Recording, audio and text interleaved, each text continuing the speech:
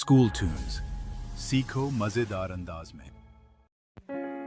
इस्लामी महीनों के नाम। इस्लामी महीनों के नाम। मुहर्रम, मुहर्रम, सफर, सफर, रबी अव्वल, रबी अव्वल,